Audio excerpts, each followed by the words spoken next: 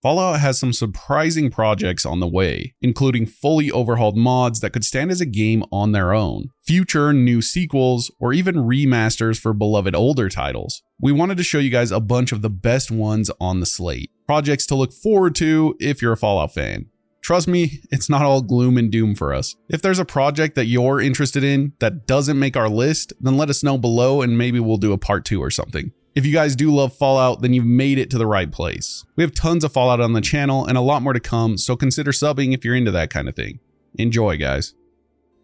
Fallout Bakersfield is a total conversion mod that recreates Necropolis section of Fallout 1 using the GZ Doom engine. It's being developed by Alexander Berezin. Hopefully I got that right. The mod reimagines Fallout's post-apocalyptic setting in a retro FPS format, merging Doom's engine and visuals with Fallout's lore, mechanics, and atmosphere, and it looks badass. You've probably seen the gameplay lately. It seemed to go pretty viral. This project inspired us to make this specific video because it just looked that amazing. Like I said, the project focuses specifically on Necropolis, the ruined ghoul-filled city from the original Fallout. It's a first-person retelling of the Necropolis arc, including the lead-up to the super mutant boss fight with Harry. The visuals use 2.5D sprite-based graphics like classic Doom, but the HUD and UI are styled after Fallout. We've got green overlays, status logos, ammo counters, and item descriptions. Combat is fast-paced, and the weapons shown so far include the 10mm SMG, plasma pistol, and flamer. The gameplay footage was released in July after 3 years of silence. The new trailer shows environmental details, ghoul combat, item looting, and container interaction. There's also basic dialogue functionality and lore flavor text, but it does seem a little more simplified compared to Fallout 1's RPG systems. The world design sticks closely to the game. We have the familiar layout of Necropolis and its underground vault systems. As of now, the project is about 60% complete. Around 80% of the environments are finished, 50% of the weapons and UI systems are in place, and about 30% of the creature models are done. The developer has suggested a loose target release window of 2027, but there's no official release date and no commitment to any deadlines. Alexander is also working with New Blood Interactive on a Fallout-inspired CRPG, which affects how quickly Bakersfield is progressing. The trailer even includes a thank you note to New Blood's Dave Oshry, showing some crossover support from the indie RPG dev scene, which we love. Bakersfield is not a full Fallout 1 remake. It is only focused on Necropolis, but it will be fully playable with its own combat visuals and systems. It turns a turn-based RPG sequence into a retro shooter experience, while staying true to the original tone and setting. I could totally see a remaster of the original games in a similar style, and it would probably grab a lot more of the modern audience's attention over the top-down stuff. And I'm not saying top-down isometric doesn't work these days. Baldur's Gate and Wasteland are good examples of that. But giving people the first-person view of the old games feels really refreshing for the series. I'm hoping Bethesda takes some notes on this. I think a lot of people would really like to experience the older titles, but the gameplay is not super inviting to them. At least that's how I feel. If you're interested in the project, you can follow the development updates on YouTube, ArtStation, and Boosty. The July 2025 trailer is the most complete look so far at what the mod offers. And based on what's been shown, it's already one of the best Fallout fan projects out there. Just in a completely different format from what most people would expect. But maybe that's the reason it went so viral. It seemed to transcend the Fallout community and reach the main casual masses. Anyways, this looks sick and I hope we get to see more of it soon. What rhymes with Aspire hastes? Empire wastes. Yeah, it's a bad joke. But what isn't a joke is that Fallout Empire Wastes is already a mod, or at least a work in progress mod that you can download from Nexus today. It's a total conversion that plunges you deep into the heart of post-apocalyptic New York City and something that a lot of players seem eager to experience in its fullest. Empire Wastes is currently in late alpha and developed by a dedicated solo modder alongside a team that has tackled 3D models, writing, voice acting, and audio engineering. While still under active development, testers can already step into this transformed New York via console commands, specifically COC EW Start. This will bring you to the Lincoln Performing Arts Center. Imagine exploring the once iconic landmarks of Manhattan, now haunting relics of their former glory. You can wander the ruins of Central Park, gaze up at what's left of the Empire State Building, or navigate through twisted remains of landmarks like the Flatiron Building. But it doesn't stop there. You can expect brand new locations born from Fallout's lore, like the ominous Manhattan Nuclear Power Plant, Planned Diversion Programming HQ, and the towering Cable Tower. Even more, Empire Wastes is alive with diverse societies, from civilized oasis settlements to cunning raider clans who may charm your caps away before even drawing a weapon. Sounds pretty in-depth. Your choices in aiding or betraying these groups carry weight, tipping the delicate balance of power across Manhattan, which is lovely to hear considering all of us fans want nothing more than for a mod to feel like an extension of the series. And for the builders out there, you'll stake your claim in 3 unique player settlements, transform the Central Park Zoo, Union Square, or even Governor's Island into thriving communities. In this regard, the mod already feels like it's sticking to the roots of Fallout 4. You can also gear up with entirely new weapons, perks, aid items, and more as you face down brand new enemy types and factions unique to the Empire Wastes. The mod introduces an immersive branching questline packed with RPG choices, side quests, random encounters, and deep environmental storytelling that makes every exploration rewarding, at least based on what Nexus has to say about it. From my playthrough, I will say the experience felt really crisp, but I'll leave it to you guys to experience it for yourself without giving too much away. Though focused on Manhattan, Empire Wastes adds subtle touches to the Commonwealth itself, including a new radio station to guide you toward adventure and a mysterious barge near Adam Cat's garage. Fortunately, we can rest assured that our Boston adventures remain largely untouched, unless of course we bring some of Manhattan's treasures and companions back home. So as I mentioned before, it's still a work in progress with updates made as recent as this past month, in fact just a few days ago. I like that milestones are mentioned, and for instance, the exterior map for the first hub location near Central Park was completed in June. So clearly this modder is cracked with passion and getting shit done while Mason and I sit back and create videos with updates for it. The city is still under construction, so although some areas are 100% dialed in, other areas are sparse and are actively being updated. The modder promises that an entire island will be completed and to stay tuned. Aside from that, I don't have much more to say except that it's badass that mlucci4036, which is his name, is giving us more updates than most modders ever would, and giving us access to preview these updates. So I'd recommend hitting Nexus if exploring an apocalyptic Manhattan is something you've always wanted to do. If you go to Lucci's profile on Nexus, they claim they're an amateur modder. But let me end with this. I think you're a pro, Lucci, so keep up the good work. Another project that's been floating around for a while is the rumored Fallout 3 remaster. It hasn't been officially confirmed by Bethesda, but there's a solid trail of credible leaks pointing to its existence. The first real sign came from the Microsoft versus the FTC trial, where internal Xbox documents listed both an Oblivion remaster and a Fallout 3 remaster among Bethesda's future projects. While those documents weren't meant to be public, they've been accurate so far. I mean, Oblivion Remastered is now out and playable as we all know. So from that list, it seems likely that Fallout 3 could be on the same path. But of course, we've also had some reputable insiders give us some more information. And even though I say reputable, I'd still always take this stuff with a grain of salt. The most direct insider source is Nate the Hate, a well-known industry leaker with a strong track record. He stated on Twitter that Fallout 3 Remastered is in development, but it's not arriving anytime soon. That was backed up by a report from Insider Gaming, which said the remaster still exists, but won't be seen for a while. Tech for Gamers added more fuel to the fire, reporting in July 2025 that Bethesda has multiple Fallout projects underway, and one of them is very likely the Fallout 3 remaster. So we got a lot of smoke for the fire in my opinion. At this point, it's safe to say that it is real. Does that mean it'll come out? Absolutely not. Microsoft has been canceling projects left and right lately, so it's not exactly in the safest position in my opinion. There's no official release date or timeline, but based on the current state of things, it's still in early development. People are speculating that the remaster might not launch until 2027 at the earliest, possibly closer to 2029. The timing could also sync up with maybe Fallout Season 3 on Amazon Prime, since Bethesda has a history of aligning game releases with broader media pushes. Season 2 comes out later this year, but there's no way in hell this game is ready for that, unless they were working on it in tandem with the Oblivion remaster, but I highly doubt it. As for the studio involved, Bethesda probably isn't handling the remaster directly. It's most likely a support studio like Virtuos, who basically created the Oblivion remaster. More than likely, I'd assume it is them. That would allow Bethesda games to stay focused on their mainline projects while still putting out remasters through partners. If it follows the same model as Oblivion, Fallout 3 could see a full upgrade using Unreal Engine 5 with overhauled textures, lighting, and possibly gameplay tweaks to modernize things like aiming and movement. There's no footage, teaser, or screenshot of the remaster yet, but there was a suspiciously high-resolution image posted on the Fallout 76 shop earlier this year. It showed a Red Rocket station with a noticeably updated visual.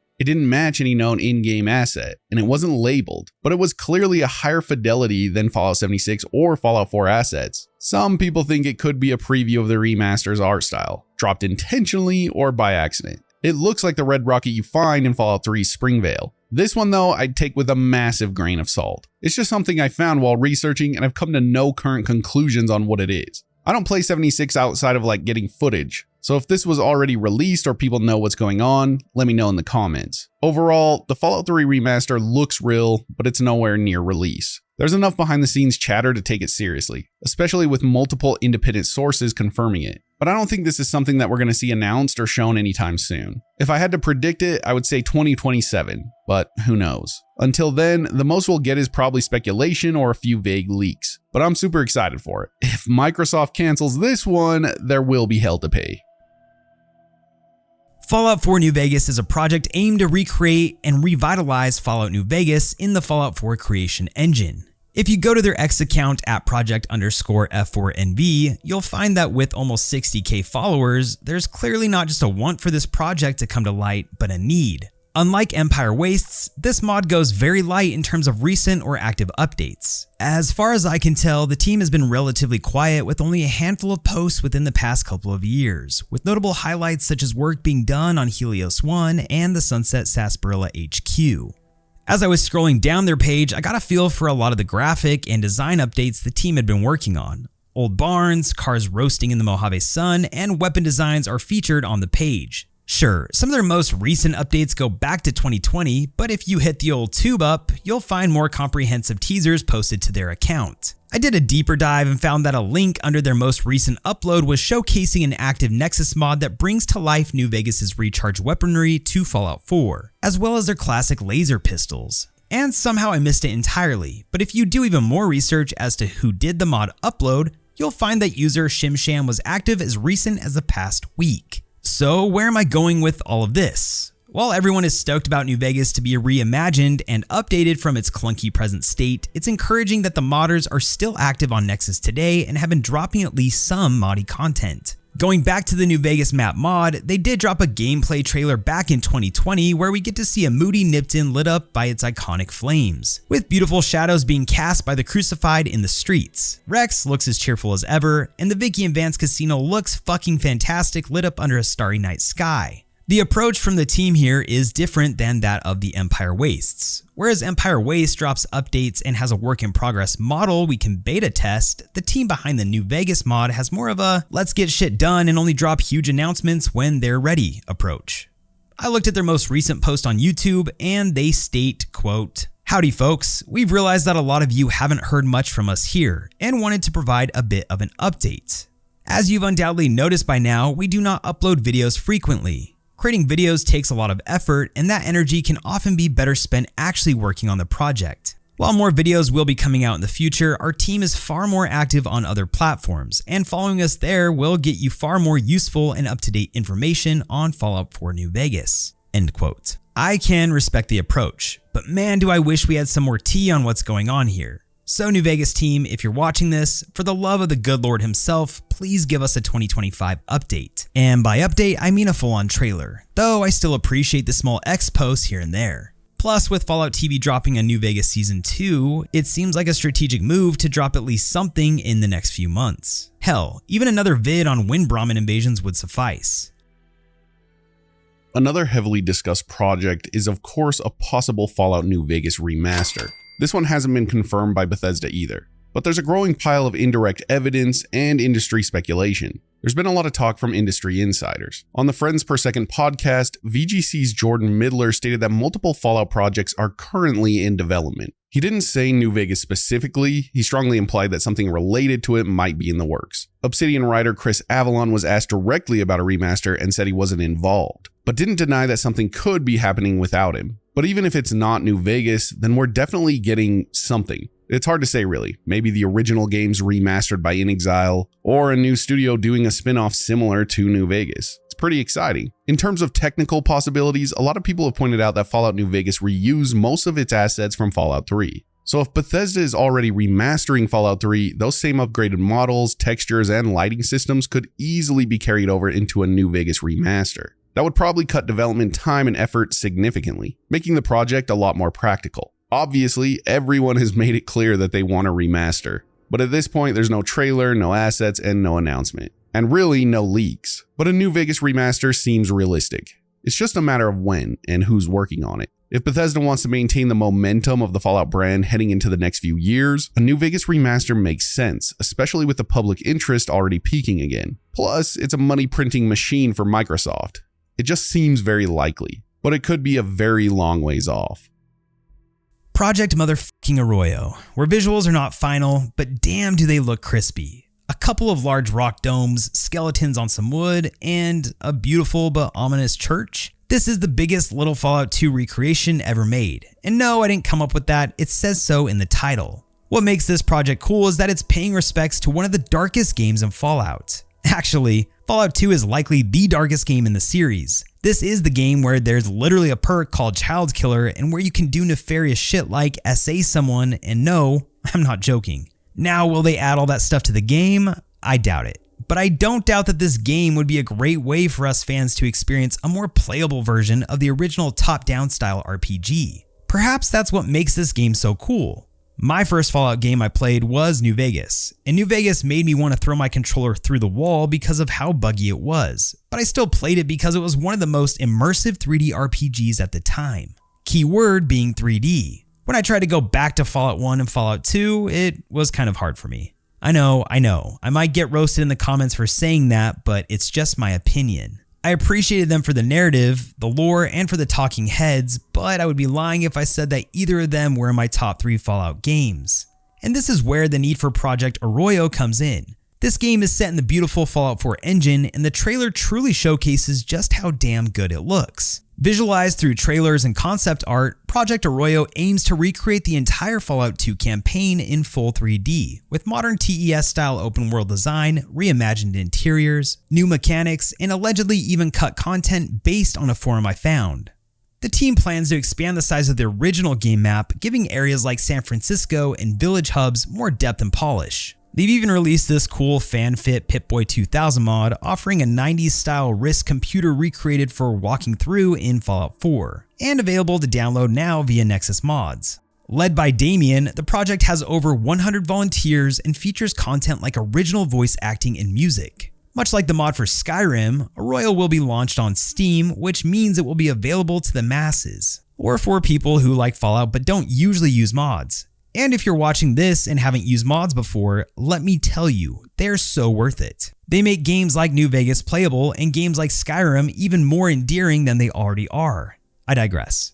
Some of Damien's team members previously worked on the cancelled Vault 13 Fallout 1 remake and have now joined Arroyo. Updates and concept reveals are regularly shared via their X account and subreddit, giving us fans a steady stream of inside looks at the development. After watching the trailer, I'm stoked to see the sacred head of the Vault Dweller, Temple of Trials, toxic caves, and bigger locales full of detail and atmosphere. Given Fallout 1 and 2 are now over 25 years old, this fan effort is the most expansive modern remake we've seen to date. But despite its promise, Project Arroyo still faces a few hurdles. We don't have an exact date of release, so the timeline is still kind of uncertain, and with Fallout 2's sheer scope, development could easily stretch for years, so this shouldn't come as too much of a surprise. The team hopes to release on Steam, but must navigate IP and licensing issues by ensuring players own both Fallout 2 and Fallout 4 plus DLCs. Project Arroyo is bold, it's passionate, and it's meticulously crafted. It isn't every day over 100 creators voluntarily reimagine a beloved classic over years of hard work. Whether it eventually reaches release or not, it's already a remarkable statement to fan ambition in the Fallout modding scene. Fallout Miami is one of the biggest and most ambitious Fallout 4 mod projects in development right now. It takes place in a completely new world space set in a post-nuclear version of Miami Beach and the surrounding area. The mod is designed to feel like a full DLC. With a complete main storyline, multiple joinable factions, new companions, side quests, unique weapons, original music, and entirely custom environments. You'll be exploring abandoned beach districts, tropical ruins, underwater locations, and dense, overgrown areas like the region called the Green. The team has been recreating iconic South Florida architecture and geography, including gas station, hotels, and city streets, all built with custom assets rather than reused Fallout 4 materials. It really does look incredible. Two major factions are at the core of the main conflict. First are the Nuclear Patriots, which are a group of road warrior-style anarchists who see vehicles as sacred and enforce their rule through combat and death races. They're opposed by a branch of the Enclave, which is trying to reassert pre-war American authority and rebuild order through a military presence in the region. Both factions are fully joinable and feature their own quests and structure.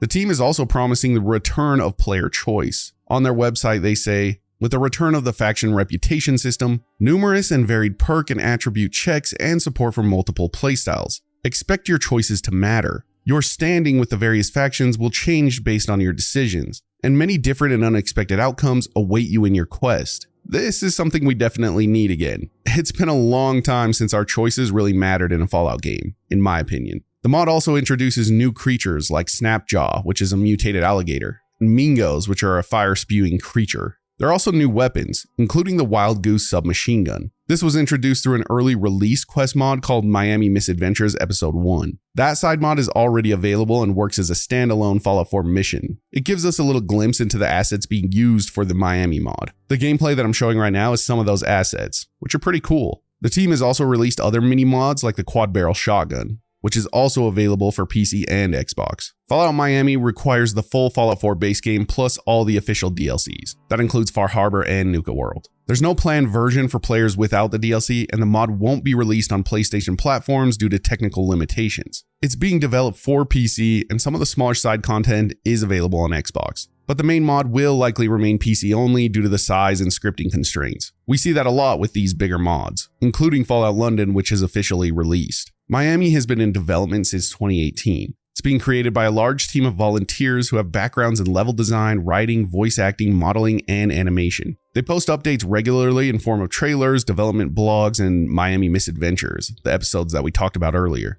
Progress updates have shown us new interior and exterior locations, like the Flamingo Yacht Club, Radiation King Factory, Red Rocket Megastop, and a ruined mall filled with explosive traps. The project uses a silent protagonist and requires Fallout 4 script extender, as well as the extended dialogue interface for full functionality. The game takes place in the same general timeline as Fallout 4, so you don't need to start a new game unless you really want to. The mod will allow you to load a save and travel to Miami region with a new quest introduction. There is no release date. The devs have said they're working without a public timeline and won't make any predictions until the project is complete. They continue to release smaller episodes and development updates as progress continues. I really hope that these guys end up making it. This project looks insane, and Miami or Florida in general is such a good location for a Fallout game. I really do appreciate the effort that these mod project devs go through, doing it for the love of the game and the community. If you guys want to check them out, I'll leave a link to their website below. Well, plus everyone else in the video if they have one.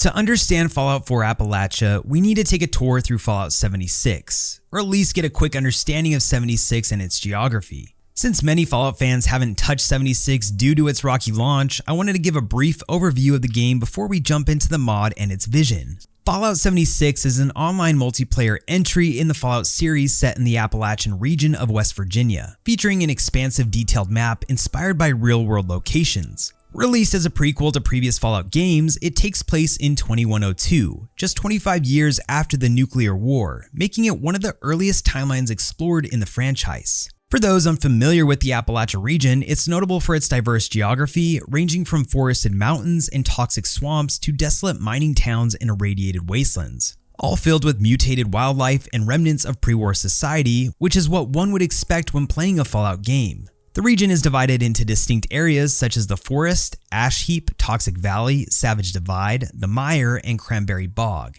each characterized by unique environmental hazards like radiation, distinct enemies, and various resources. The very purpose of Fallout 76 centers around rebuilding civilization after nuclear devastation, which is only emphasized during a player's exploration, survival, crafting, and cooperation with other players. We emerge from Vault 76, one of Vault-Tec's special vaults designed explicitly to repopulate and reclaim the surface world. Unlike previous installments that were primarily single-player, Fallout 76 emphasizes player interaction and community building, enabling teams or solo adventurers to create settlements, engage in trade, and tackle dynamic events or quests across Appalachia. Like other installments, I think this game's narrative explores themes of resilience, the consequences of unchecked technological ambition, and humanity's struggle to adapt in a radically changed world. So with all of this said, if you haven't played 76, the theme hits the status quo of a Fallout game. But if Appalachia already exists as a location in Fallout, why is there a mod being created for this location specifically? Well, as I mentioned, 76 takes place early on when compared to other installments, so a lot can change between Fallout 4's timeline of 2287 and 76's timeline of 2102. So this Fallout 4 mod, keyword being Fallout 4 in reference to the universe's timeline, means players will be able to revisit Appalachia in a future date, seeing the changes that took place almost 200 years later. According to an interview with Desire earlier this month, this project has spent 6 years in development between the planning phase and development work. This is a highly anticipated project and it is a massive undertaking. I mean, look at the map in 76. It's fairly large. Desire mentioned that about 30% of the map has been built as of today and is fully completed and playable, which is really impressive. The cool thing is that Desire is an OG, and he had a handful of mods for Command & Conquer back in the day, various Lord of the Rings games, GTA, and other side projects. Even more impressively, this guy is doing most of the work himself. Honestly, Bethesda should just hire him at this point. The great thing about being 30% done is that with any development, most of the heavy lifting is done at the beginning. So I wouldn't anticipate the project to take a decade longer, but the snowball effect is hopefully in motion now. I respect Desire and Eleonora's collab video a ton, so I'm not going to show any footage aside from a few screenshots that were dropped in the showcase. In the video, we see a cracked open 76 vault door, and this is actually a new landscape feature. In the 76 game today, us players exit the vault and close the door tightly behind us. But in this Fallout 4 version of Appalachia, we see the door completely broken from its metaphorical hinges. I wonder what could have done that? Looters? Maybe. I don't want to spoil 76 for those who haven't played it, but there is a faction in the game that I could definitely see doing this. I also really love the beginning sequence that shows the Fallout Appalachia logo. It feels so authentic to the series. So much so that I would swear this was a straight DLC from Bethesda themselves if I didn't know any better. I could describe it, but I'll let this frame hold for a second so you guys can check it out yourselves. Jumping into Appalachia itself, Desire states that this version of Appalachia is one of consequence. In 76 today, we get lush green environments which are the opposite of New Vegas' decaying Mojave. In Fallout 4's Appalachia, we see a forest that resembles more of a New Vegas decrepit wasteland than that of a green environment. Why? Well, in 76, a lot of shit was happening. We had crazy storms brewing in certain regions of the map, unsustainable seismic mining, nukes were still going off, and in general, things were still impacting Appalachia's wastes. Desire really took these things into consideration and molded them to an environment that is worn out from the devastation. And this makes the environment feel right at home with places like Sanctuary and Fallout 4. Narratively, it just fits. Would you be surprised to find out that this badass modder has even scaled Appalachia's creatures to your level? Or would you be surprised if I told you some club creations are friendly with Fallout 4's Appalachia? I mean, come on, this is just a love for Fallout displayed in all the right ways. I'm sorry if I sound like I'm overly glazing, but it's because I am. One thing that was likely difficult is finding the right balance between 76 and Fallout 4's storytelling. So if you recall, when 76 dropped, everyone was nervous that it was online based.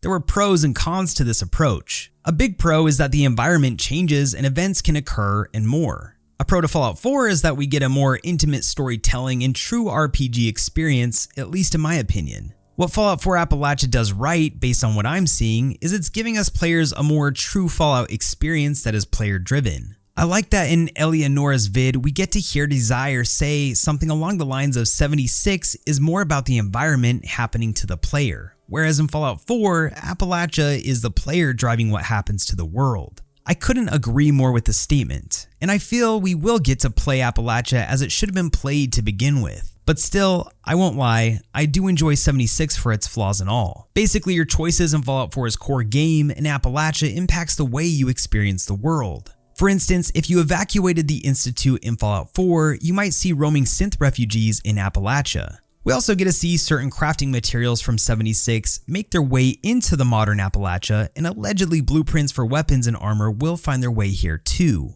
And we do get a feel for canon and lore in this video. But if you really want to know more about how the mod is going to integrate with that, I would recommend you give Desire's video a watch. This is one of the projects I'm most excited for several reasons. First, this isn't Desire's first mod rodeo. The dude has a track record. Second, I love Fallout 4, so getting a mod attached to this game's already beautiful landscapes is warmly welcomed. And lastly, but most importantly, this is a great way to introduce the Appalachia Wastes to players who never gave 76 a chance. And listen, I don't judge anyone who hasn't given 76 a chance, but I will say that Bethesda has redeemed that game. So if you're open to trying new things, you should give it a shot. Plus, it'll be cool to see how Appalachia has aged once this mod drops. If you want to stay on top of updates, I'd recommend giving Desire a follow on YouTube since this is where I've stayed up to date on this project. Fallout Cascadia is a total conversion mod for Fallout 4 set in post-apocalyptic Seattle and King County. The world space is over twice the size of Fallout 4's Commonwealth, spanning city ruins, swamps, mountain paths, and the radioactive ashlands left by Mount Rainier's eruption. The mod takes place in the year 2329, about 40 years after Fallout 4. It's a standalone adventure with a completely new protagonist, quests, factions, dialogue systems, weapons, armors, characters, and a branching main story. All assets are original or heavily modified. The development started in 2015, and like many of the others, it's entirely volunteer-based. The team now includes roughly 100 creators with backgrounds in level design, writing, 3D art, music, and animation. Factions include the NCR Presence, a new Republic of Cascadia built around Seattle, and the Guerrilla Red Leafs. The narrative is about political conflict, moral ambiguity, and reactive world states. The mod intends to modify core mechanics, reintroducing skills and niche perks. It also adds a reputation system and revamps inventory and repair systems. Cascadia requires Fallout 4 installed on a PC with all the official DLCs. No console release is planned, though some standalone assets like armor packs have been released to Xbox. There's no plan for any PlayStation release. It seems like they're going for a nature-reclaiming civilization type of aesthetic. The exterior environment's overgrown with conifers, vines, ferns, and moss. Interiors and exteriors are built with regional architecture, including Cascade Hub, Pike's Place, forested zones, and industrial ruins. As far as gameplay goes, we'll have handcrafted locations like miner cave systems. They're also doing abandoned trade hubs, workshops, and markets. The mod will be free with no monetization. The team says estimating a release date is difficult. They work at their own pace as volunteers. We have had a few large-scale public updates and teaser trailers that have given us a little glimpse of the progress, but the final launch remains several years away. The writing and world design team emphasize lore friendliness. They've researched Fallout lore deeply and aim to fill narrative gaps while remaining canon. Every location, faction, and character dialogue is vetted for lore consistency. I've been showing you guys all the art that they have in the background and the assets that they're building, and it really does look incredible. My favorite design has to be this orca creature. That's such a cool concept. I love the idea of an orca deathclaw thing roaming around Seattle. Anyways, they have a ton more art and models on their website, so I'd highly suggest going and checking it out so you get a good vibe of what they're going for. Honestly, I think Seattle is a perfect place for a Fallout setting. Good luck to the team. Hopefully we get to see more soon.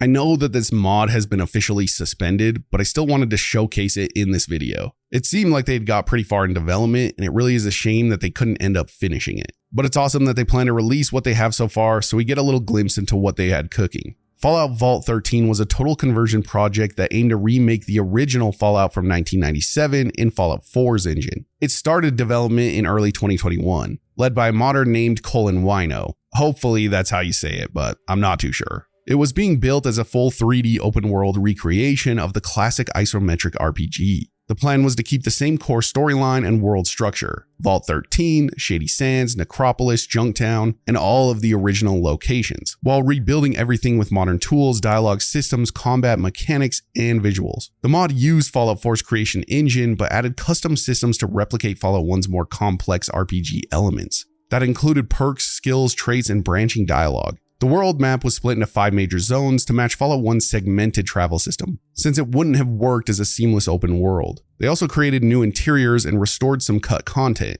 and they designed everything from scratch using either brand new or heavily modified assets. The team did release a demo in August 2024. It covered a chunk of the early game called the Inyo, which included Vault 13, Vault 15, the Con Base, and Shady Sands. The playable area had working quests and dialogue and exploration. It showed that the project was functional and heading in the right direction. But just a couple months later, in October 2024, the developers announced that they were suspending the project. The reason wasn't legal pressure. They made it clear Bethesda didn't issue a takedown. The mod was shut down because of burnout, team member drop-off, and difficulty finding people with the right skills. The whole thing was volunteer run. Most contributors had real jobs or school, and keeping up with such a large project over multiple years became impossible to sustain. We see this a lot with these large mod projects. I mean, these guys are doing all of this work for free, basically. Sometimes life gets busy and responsibilities change. We can't really fault them for any of that. Colin and the team said they would upload the final build with everything they had completed. That includes the full Vault 13 area, early quests, and all the unfinished content.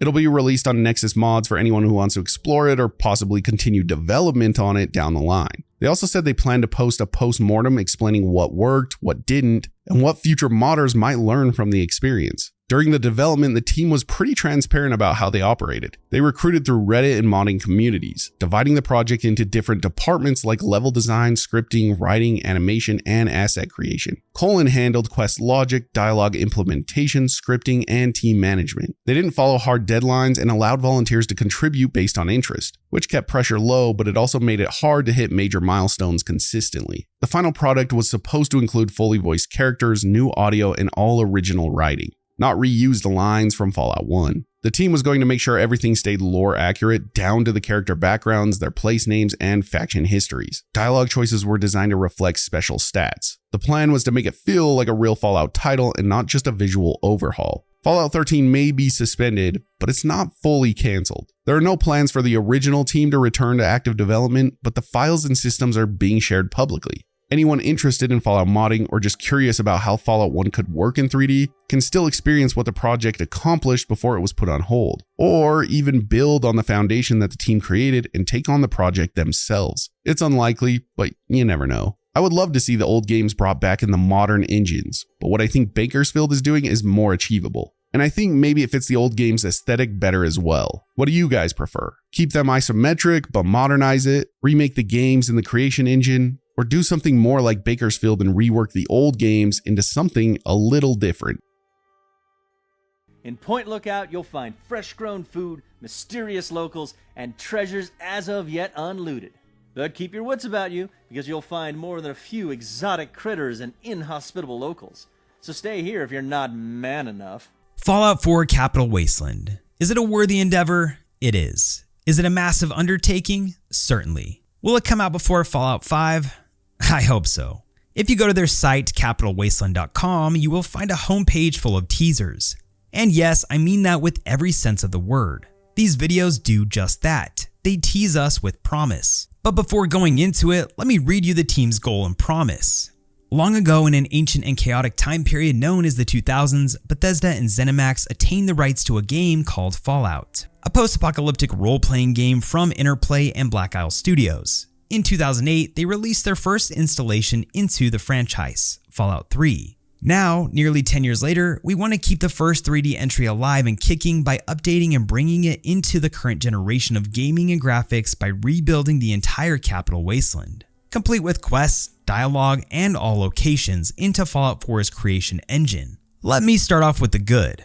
First, you can actually head to their website right now and download the Point Lookout DLC in a higher resolution from the perspective of Nate or Nora. I love that they have an entire website to showcase all of the contributors to this DLC with everything from who worked on models to textures and voice actors. I won't lie, I was a little confused that they dropped the DLC before the actual project, but I'm not bitching.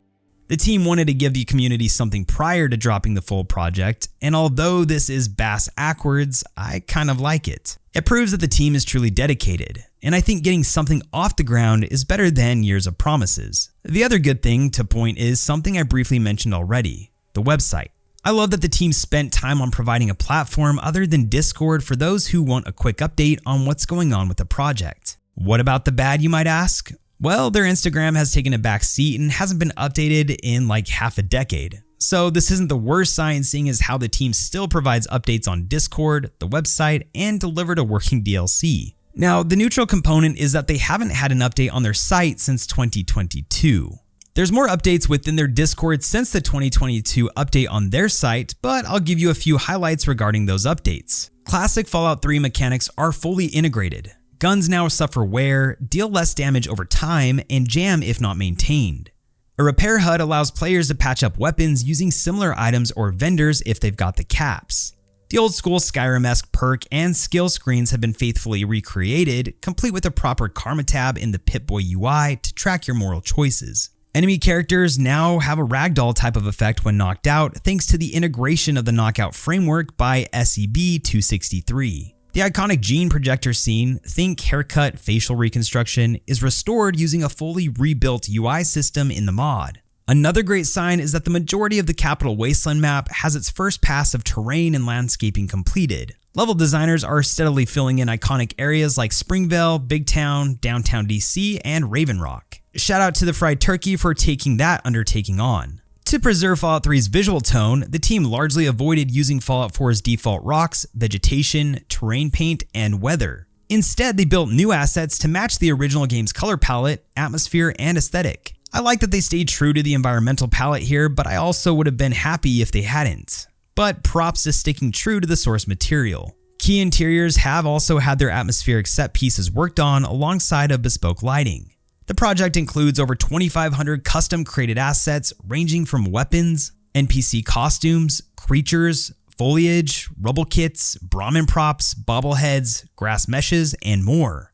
I'm pumped to see this project come to light. By integrating real Fallout 3 mechanics like weapon upkeep, karma tracking, and ragdoll physics, the mod stays true to its roots. Tailored art assets mean the worldscape feels familiar to longtime fans while leveraging the improvements of Fallout 4's engine. As I mentioned before, with over 2,500 custom assets and numerous rendered locations, both interiors and exteriors, the project shows solid momentum. From individual level designers to asset creators and coders, it's pretty clear that this is a deeply collaborative effort. The bottom line is that the February 2022 update showcases major progress across gameplay systems, world design, UI overhaul, and asset creation, moving Capital Wasteland far closer to recreating Fallout 3 in full 3D. While the full release is still pending, the project's achievements thus far underline its scale and the team's long-term commitment. But I want to know, what are your guys' thoughts? Do you think this project will be a home run? And do you think the team is making solid progress? Or are you disappointed their Instagram hasn't been updated since COVID? I wanted to cover a canceled project. Why? Well, sometimes these projects are long awaited, then we get caught up in life and forget to keep tabs on them. And if you're anything like me, depending on the project, sometimes I check in once a year or so if I feel like the project is going to take forever. So today we're uncovering one of the most ambitious yet ill-fated Fallout mod projects, Fallout Nuevo Mexico. An undertaking that was a dedicated effort to share a unique vision of a post-apocalyptic world in Mexico. Introduced around 2021, Nuevo Mexico was a game-sized mod for Fallout New Vegas, promising an entirely new campaign set in post-apocalyptic Mexico City, built from the ground up by a small team of fewer than 4 people. It aimed to recreate the high-stakes survival, deep storytelling, and faction dynamics us Fallout fans love, but applied to a fresh setting beyond the Mojave. It would have been really cool just to see another desert-style landscape, plus, just look at these robots.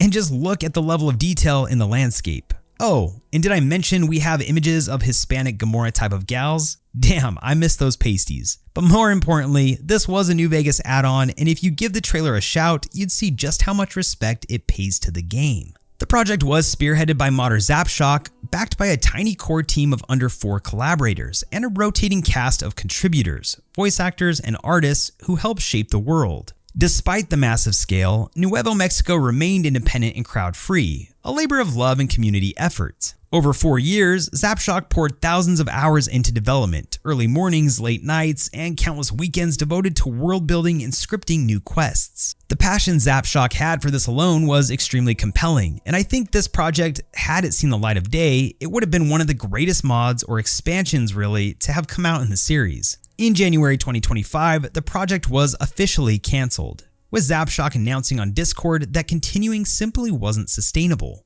The financial, personal, and mental health costs, combined with the enormous workload for such a small team, made it impossible to move forward. Letting go of something you've poured your heart into is painful, Zapshock reflected, but added it was necessary for their well-being and that of the voice actors and team. What made this project so unique was the scale. It was a fully voiced New World expansion, roughly the size of a full retail Fallout DLC and close to the size of Fallout London. The location of Mexico City with faction politics, likely cartels I'm sure, new characters, and clearly immersive environments was a creative ambition. This would have been a cool take since it also had more of a global representation, and us players would have seen a rare example of Fallout exploring Latino culture and Latin America. Plus, props for being fully independent with no crowdfunding, but really just a core team committed to the modding craft. Now, there was allegedly, and I say allegedly with a huge emphasis, that there was more to this project being cancelled than originally stated. Based on an article written by The Gamer, quote, "The real reason the mod was cancelled is because Zapshock was reported to ICE by others in the Fallout community. Screenshots of an apparent Discord conversation in which Zapshock appeared to dox themselves and admit to entering the US without a visa were used as evidence. These posts were a magnet for further racism against Zapshock, and many shared this story believing it was true." End quote.